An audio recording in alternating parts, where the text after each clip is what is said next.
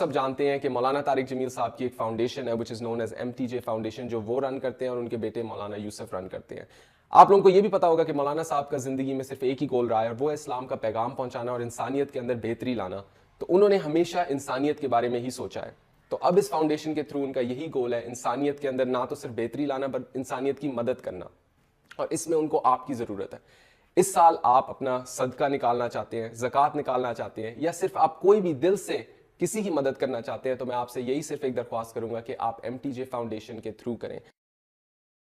میں نے تھوڑا سا بتایا کہ میرے نبی کیا شان والے ہیں, کتنی عزت والے ہیں اور کتنے علم والے ہیں. میں ان کی اب صرف ایک حدیث سناتا ہوں, اس ایک حدیث پہ میں عمل کر لوں, محمود صاحب کر لیں, آپ کر لیں, یہ مسورات کر لیں, ہمارا ملک کر لے, ہمارا سارے شعبے زندہ ہو جائیں, ہمارے سارے شعبوں سے ظلم نکل جائے گا, ناانصافی نکل جائے گی, برکتیں آئیں گی. ہماری زمینوں کا پانی نیچے جا رہا, 100 فٹ تک ہم پائپ ڈال رہے ہیں, 40 فٹ کنواں, پھر آگے 100 فٹ پر بھی پانی نہیں آ رہا ہے. اس قدر بے برکتی کا سامنا کرنا پڑ رہا ہے. تو میں ایک حدیث سناتا ہوں. یہ پچھلی جو میں نے ساری بات کی تھی, ایک چونکہ جب آپ جاننے والے کو ہی بولنے والے کو نہیں جانتے ہیں تو بول کو کیا جانو. بلکہ ایک واقعہ سناتا ہوں آپ کو. عبد الخالق تھے, وہ DIG ریٹائر ہوئے, میرے بڑے اچھے دوست تھے. تو وہ پروموٹ ہوئے فیصل آباد سے, SSP سے DIG پروموٹ ہوئے. تو یہاں کافی سروس کر کے گئے تھے. وہ آگے 4 مہینے لگانے. تو اس وقت یہاں ظفر لک میرا اسکول کا بڑا اچھا دوست تھا, سینٹرل ماڈل اسکول میں اکٹھے پڑھے. 1 سال میں آگے تھا, وہ پیچھے تھا, لیکن ہمارا ہاسٹل میں کمرہ ایک تھا. میں نے اس سے کہا چلو تمہیں ظفر سے ملاتا ہوں. وہ کہنے کا میرا وہ بیچ میٹ ہے. میں نے کہا میرا اسکول میٹ. چلو, تو یہ جو آپ کی پولیس لائن کا ایک دروازہ اس روڈ کی طرف ہے, جو یہاں سے یوں آگے, ایک تو ہے نا وہ زورہ یونیورسٹی کی طرف سے دروازہ, ایک ہے اس طرف سے گیٹ. ہاں, وہ آپ پولیس والوں کے لیے. اب میں بھی داڑھی والا ٹوپی والا, وہ بھی داڑھی والا ٹوپی والا. تو اس نے کہا, سپاہی کھڑا تھا, تالا لگا, اور کہا بھائی جی دروازہ تو کھولو. تو وہ کہتا اتوں آؤ, بڑے اتوں آؤ. اسے کیا خبر کہ یہ بلا کھڑی ہوئی ہے. پولیس والے کے لیے, سپاہی کے لیے تو DIG بڑی بلا ہے. معذرت کے ساتھ محمود صاحب سے, انہوں نے کہا 2 صوفی صاحب نے میرا کی کر سکتے. اچھا, جون کا مہینہ تھا, شدید گرم. انہوں نے پھر کہا بھائی تیری بڑی مہربانی, کھول دے, گرمی بہت ہے, وہ دروازہ بڑا دور ہے, تو تجھے ہی کھول دے. کہا صوفی صاحب تجھے سنے نہیں, وہ تم آؤ. اس نے تیسری دفعہ پھر محنت کی کہ بھائی کھول دے, تیری بڑی مہربانی. کہتا تجھے میرے مغرب پہ, میرے کو چابی ہی کوئی نہیں, آگے کو نہیں تالا لگا ہے. تو اس کے بعد اس نے کہا میرے بھائی میں عبد الخالق DIG. وہ کرتا ہے سر زمین تے ہی بہ گئے. اس نے کہا بھی مارے آ گئے, ادھر DIG میں نے لے دے گیا. اس نے کانپتے ہاتھوں سے چابی نکالی, اور ایسے کانپتے اس نے تالا کھولا, اور بیچارہ لگتا تھا ابھی فوت ہو جائے گا.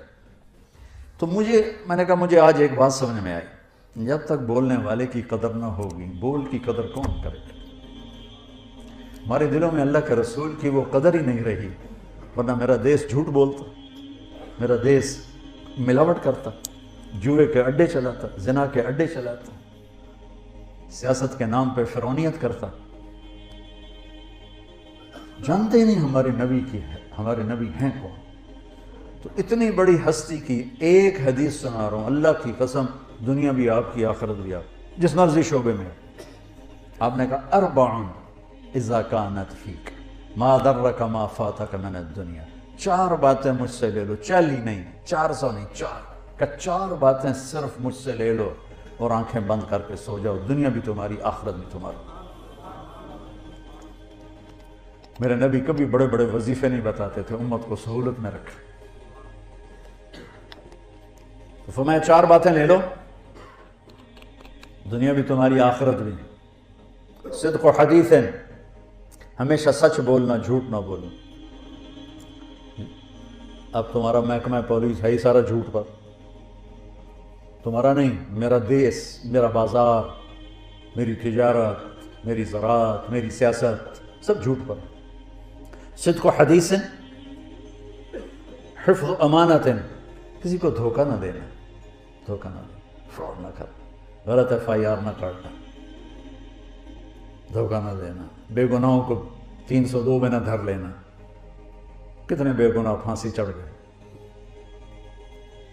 حسن خلیقت، اخلاق اچھے رکھنا، گالیاں نہ دینا، بدتمیزی نہ کرنا، میٹھے بول سے لوگوں کے دل خریدنا، بشاشت سے، مسکرانے سے لوگوں کے دلوں پہ راج کرنا. عفت فی طعمت، رزق حلال کمانا. 4 باتیں، اور اس میں پورا دین میں نے نہیں ڈالا، میرے نبی نے پورا دین ڈال کے دے دیا. فرائض کے بعد نمازی تو چھٹی کوئی نہیں، میرے نبی کے نواسے نے سر کٹایا، نماز نہیں چھوڑی، اپنی ساری اولاد ذبح کروا دی، نماز نہیں چھوڑی. اس کے بعد کون یہ کہہ سکتا ہے جی پڑھی نہیں جانتی. اور فرائض کے بعد میرے نبی یہ 4 باتیں بتا رہے. سچ بولنا، جھوٹ نہ بولنا. ہائے ہائے، میرے نبی نے کہا کہ اور کسی کو دھوکہ نہ دینا، دیانتداری سے چلنا. ان 2 صفتوں پر میرے نبی نے فرمایا کہ میرا امتی ہر گناہ کر سکتا ہے، 2 نہیں کرے گا. ایک جھوٹ کبھی نہیں بولے گا، ایک دھوکہ کبھی نہیں دے گا. آپ نے امید ظاہر کی، ہر گناہ ہو سکتا ہے، 2 نہیں ہوں گے، جھوٹ نہیں بولے گا، دھوکہ نہیں دے گا. آپ سے پوچھا گیا یا رسول اللہ مسلمان ڈرپوک ہو سکتا ہے؟ ہم نے کہا ہاں. کنجوس ہو سکتا ہے؟ ہم نے کہا ہاں. جھوٹ بول سکتا ہے؟ کہ نہیں، جھوٹ نہیں بول سکتا. دھوکہ نہیں دے سکتا ہے، جھوٹ نہیں بول سکتا. میرا امتی انسان ہے، بشر ہے، مرد ہو یا عورت، کوئی بھی گناہ ہو سکتا ہے، 2 نہیں کرے گا، جھوٹ کبھی نہیں بولے گا، دھوکہ کبھی نہیں دے گا. تو جھوٹوں کے ماحول میں سچ بولنا جہاد ہے. آپ تو ایسی جہاد میں ہو، اور ایک لحاظ سے آپ کا جہاد فوج کے جہاد سے بھی زیادہ ہے. فوج کا جہاد تو ہے جب ضرورت پڑے، اور آپ کو روزانہ جہاد کرنا پڑتا ہے، اور آپ کی 24 گھنٹے کی جاب ہے. آپ فون بند نہیں کر سکتے، آپ کی وردی اتری ہو تو بھی آپ وردی میں ہوتے ہیں، اور تنخواہیں آپ کی تھوڑی تھوڑی ہیں، اور مشقت آپ کی اتنی ہے، اور اوپر سے کوئی آپ کی تعریف کرنے والا نہیں، سب آپ کو گالیاں دینے والے ہیں، برا بھلا کہنے والے ہیں. حالانکہ آپ کا شعبہ ہی بندگی اور عبادت ہے، اور آپ کے اندر بڑے بڑے اولیاء ہیں جو گھٹ گھٹ کے پس کے چٹنی روٹی کھا کے موت کا گلے لگاتے ہیں اور حرام نہیں کرتے. یہ جنید بغدادی کے جیسے لوگوں کے ساتھ اٹھائے جائیں، یہ شیخ عبد القادر جیلانی جیسے لوگوں کے ساتھ اٹھائے جائیں گے جو اس محکمے میں. ایک تو ساری زندگی آپ کی جہاد ہے، ایک جہاد سرحدوں کا ہے، ایک جہاد اندر کا ہے. پھر انتہائی مقدس ہستی حضرت عمر فاروق نے پولیس کے محکمے کی بنیاد رکھی تھی. نبوی دور میں، صدیقی دور میں پولیس نہیں تھی. حضرت عمر نے اپنے جب خلافت 22 لاکھ مربع میل میں پھیل گئی اور مختلف علاقے قومیں داخل ہوئے اور پھر وہ انتشار ہونے لگے، تو پھر آپ نے محکمہ پولیس کی بنیاد رکھی. بہت بابرکت ہستی نے آپ کے محکمے کی بنیاد رکھی ہے. میں آپ کو تمام محکموں میں سب سے زیادہ ستایا ہوا سمجھتا ہوں، جو آپ پر اتنے پریشر ہوتے ہیں، کبھی سیاستدانوں کا، کبھی افسروں کا، کبھی مقامی لوگوں کا، اور اس میں پھر آپ کو ذلیل کرنا الگ اور ٹرانسفر کروا دینا الگ، اور جھوٹے خبریں لگوانا الگ. تو کچھ پھر پولیس والوں سے بھی ہو جاتا ہے، کوئی فرشتے تو آپ بھی نہیں ہیں، لیکن آپ یقین مانیں جس تکلیف سے آپ گزرتے ہیں اس کے مقابلے میں تو سپاہی کی تنخواہ بھی 1 لاکھ ہونی چاہیے. یا تو بیچارہ ایسا کتنی تنخواہ تھی؟ 50,000 فرما رہے. میرے بس میں ہو تو میں تو سپاہی کی تنخواہ بھی 1 لاکھ کر. کہ ان کی جو یہ بیچارے دھکے کھاتے ہیں،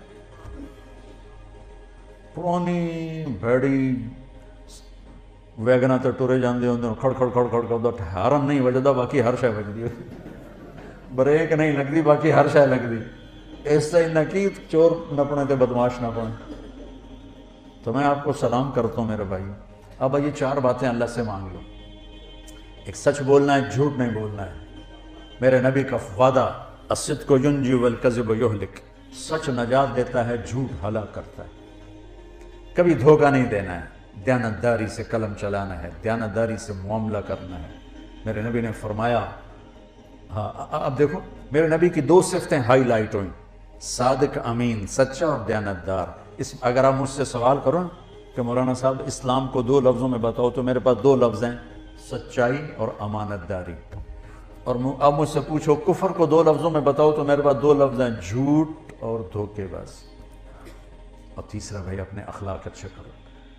آنے والوں کے ساتھ، آنے والے مظلوم بھی ہوتے ہیں تو ظالم ہوتے ہیں، مظلوم آتا ہے لیکن وہ ظالم بن کے جاتا ہے، ایک آدمی کی واردات ہوتی ہے 5 بے گناہوں کو لکھاتا ہے، تو ہمارا تو مظلوم بھی ظالم ہے، آپ کی ڈیوٹی بہت سخت ہے، خوب اللہ کا روزانہ تھانہ ڈیوٹی پر جانے سے پہلے 2 نفل پڑھ کے گئے کرو کہ یا اللہ مجھے میرے ذریعے سے کسی پہ ظلم نہ ہو، زیادتی نہ ہو، تو دیانتداری اور سچائی یہ آپ کو 4 چاند لگا دے گی، اور اچھے اخلاق، آپ کا مسکرا کے ملنا بھی صدقہ ہے، میرے نبی نے فرمایا ابتساموں کا فی وجہ اخیک کا صدقہ، تو اپنے مسلمان بھائی کو مسکرا کے مل، یہ بھی تیرے لیے صدقہ ہے، ماں باپ زندہ ہیں تو ان کی خدمت کرنا، ان کی دعا لینا، یہ آپ کے لیے سینکڑوں حجوں سے بہتر ہے۔ حضرت خواجہ حسن بصری نے فرمایا، ایک نوجوان کہنے لگا حج پہ جانا چاہتا ہوں، فرض حج کر لیا تھا اس نے، تو کہا تیری ماں زندہ ہے؟ کہا جی۔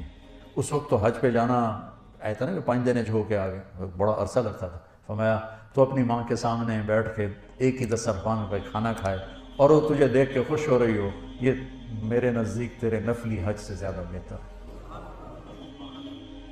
تو اگر آپ کے والدین زندہ ہیں ان کی خدمت کریں، ان کی دعا لیں، ان کی دعائیں اللہ کے عرش کو ہلا دیتی، کہ اللہ تعالیٰ کی بارگاہ میں کسی نے بڑی جنت بنانی ہو تو اپنے ماں باپ کی دعا لے۔ میرے نبی نے فرمایا جب لوگ جنت میں جا رہے ہوں گے تو اویس کرنی بھی جا رہا ہوگا، اویس کرنی نام سنو ہے، ماں کی خدمت سے بڑے مشہور ہیں، میں ان کے گاؤں بھی گیا، ان کی قوم سے بھی ملا، یمن میں جب جنگ نہیں تھی، ابھی چھوٹا سا گاؤں ہے ان کا، کالے پہاڑوں میں ہے، فرمایا کہ جب لوگ جنت میں جائیں گے تو اویس بھی جائے گا، جب جنت کے قریب جائیں گے تو اللہ تعالیٰ کہے گا باقی چلے جاؤ، اویس کو روک لو، تو وہ گھبرا جائیں گے کہ بوئے تھے آ کے روک لیا، نمی FIR تو نہیں کٹی گئی، کو کہیں گے یا اللہ مجھے کیوں روک لیا؟ سبحان اللہ تعالیٰ فرمائیں گے ذرا پیچھے دیکھو، وہ پیچھے دیکھیں گے تو کھڑے ہوں گے جہنمی، ان میں ان کی قوم بھی کھڑی ہوگی، رشتہ دار بھی کھڑے ہوں گے، اللہ فرمائیں گے تو نے جو ماں کی خدمت کر کے میرا دل خوش کیا ہے، یہ سب جہنمی کھڑے ہیں، جس کے اوپر تو انگلی رکھے گا تیری تو فیل جنت میں ڈال دو، تیری تو فیل جنت میں ڈال دو۔ تو یہ اتنی بڑی بندگی ہے، اتنی بڑی رحمت ہے، تو اپنے ماں باپ کے لیے وقت نکالو، آپ گھروں والے ہو تو اپنے بچوں کے لیے، گھر میں تھانے دار بن کے نہ جاؤ، خامد بن کے جاؤ، باپ بن کے جاؤ، بھائی بن کے جاؤ، ساری تھانے داری باہر رکھ کے آؤ، اور اپنے بچوں کو ٹائم دو، پیار دو، محبت دو، بیوی کو، تنہائیں تھوڑی ہیں، مشکلات زیادہ ہیں، تو میں ایک آپ کو وظیفہ بتاتا ہوں اللہ کی بارگاہ سے رزق کے حلال دروازے کھلوانے کا، چونکہ رزق حلال، چوتھی چیز کیا ہے؟ رزق حلال۔ ایک صحابی تھے سعد بن معاذ، وہ بیٹھے تھے آپ کی محفل میں، تو میرے نبی کی نظر ان کے ہاتھوں پہ پڑی، تو وہ بڑے سخت ہارڈ قسم تھے، تو آپ نے کہا سعد اے ہی، کہ یا رسول اللہ اپنے بچوں کے لیے روٹی کماتا ہوں اور خود اپنے ہاتھ سے کام کرتا ہوں، تو میرے ہاتھ یہ ہیوی ہارڈ ہو گئے، تو مجھے دیکھو۔ آپ نے ان کا ہاتھ پکڑا اور سب کو دکھا کے ایسے بوسہ لیا یوں، اور پھر فرمایا اگلی سنو خوشخبری کہ بچوں کو حلال کھلاتے ہوئے جو ہاتھ ایسا ہو جائے گا اس پہ دوزخ کی آگ حرام ہو جائے گی۔ رزق حلال بہت بڑی دولت ہے، لیکن حلال ہمیشہ تھوڑا ہوگا، حرام ہمیشہ زیادہ ہوگا، اس صبر پہ بڑے عالی شان درجات ملیں گے اور جنت ملے گی اور اللہ راضی ہوگا۔ بہت پرانی بات ہے، ایک بہت بڑے اللہ کے نیک ولی تھے، میں ان کے پاس بیٹھا تھا، 2 بندے آ گئے، تو یہ بات ہے کوئی 40 سال پرانی، تو ان میں سے ایک کہنے لگا حضرت جی دعا کرو اللہ رزق حلال لگے کہ بہت سارا دے، یوں اس نے ہاتھ پھیلائے، اس ایکشن کی وجہ سے یہ قصہ میں آج تک نہیں بھولا ہوں، اللہ رزق حلال دیتے بہت سارا دے۔ انہوں نے بڑے کھولے منہ سے کہا حلال تھا تھوڑا ہی لبو، حلال تھا تھوڑا ہی لبو، پیپر ہو رہا ہے، ٹیسٹ دے رہے ہیں، ایک آدمی حرام پہ بک جاتا ہے، ایک حلال پہ قربان ہو جاتا ہے، اللہ دونوں کو برابر کر دے، ایک کے دامن پہ کسی بدکاری کا داغ نہیں، ایک کا دامن داغدار ہے، کیا خیال ہے شمر اور حسین کو اللہ برابر کر دے، ورنہ تو کربلاؤں کا فلسفہ ہی ختم ہو کے رہ جائے۔ تو رزق حلال کا ایک وظیفہ بتاتا ہوں، بڑا سوکھا، ایک صحابی آئے، یا رسول اللہ رزق کی تنگی ہے، کوئی عمل بتا رہا، آپ نے فرمایا باوضو رہا کر تیرا رزق بڑھ جائے گا۔ آپ یہ کر لیں، جو کچا نمازی ہے نا وہ بھی پکا ہو جائے گا، جو کہ بہت سارے کہتے ہیں یار وضو کرنا پڑے گا، جب وہ باوضو ہوگا نا تو نماز پڑھنے میں کوئی دیر نہیں لگی۔ آپ اپنے ڈیوٹی میں خالی فرض پڑھ لیں وہی کافی، ہاں ڈیوٹی سے آف ہیں پھر پوری پڑھ، ڈیوٹی میں آپ دیکھتے ہیں کہ سہولت ہے پوری پڑھ، مشکل نظر آ رہی ہے خالی فرض پڑھ لیں۔ تو آپ نے کہا باوضو رہ تیرا رزق مل جائے، تو آپ باوضو رہو، اللہ آپ سے پیار کرے، باوضو موت آ گئی شہادت کا درجہ ملے گا، اور باوضو رہنے لگے تو اللہ دروازے وہاں سے کھولے گا جہاں سے خواب و خیال، اور حلال کے کھولے گا۔